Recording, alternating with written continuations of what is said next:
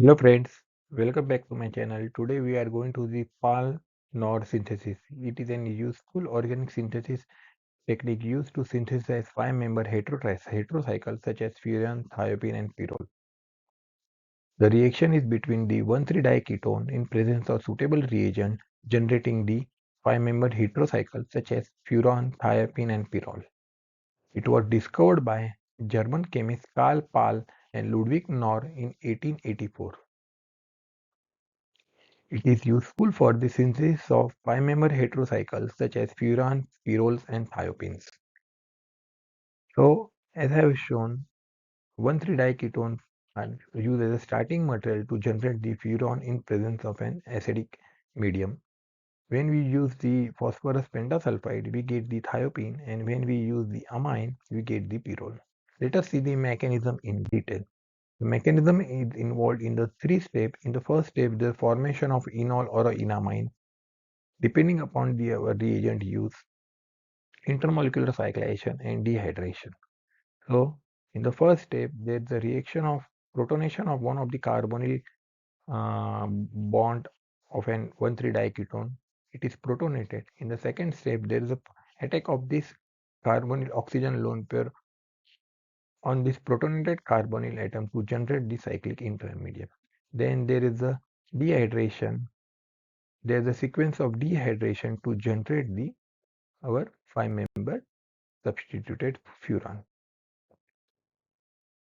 This is the mechanism for synthesis of thiophene. The reaction is simple and similar as used earlier. Instead of acetic acid, we use the phosphorus pentaoxide to generate the phosphorus pentasulfide to generate the thiophene. We can use also another reagent as a sulfur source, that is Levesen's reagent. The reaction is, in the first step, there is a replacement of this carbonyl to a thiol bond using Levesen's reagent. The next step is the protonation of another carbonyl bond. In the second step, there is the cyclic attack of this sulfur lone pair on this protonated carbonyl bond to generate the cyclic intermediate, followed by sequence of dehydration reaction to generate the thiophene. It is the similar mechanism as for the furan, but in this reaction, the first step is the use of Levesen's reagent to generate the thiol bond.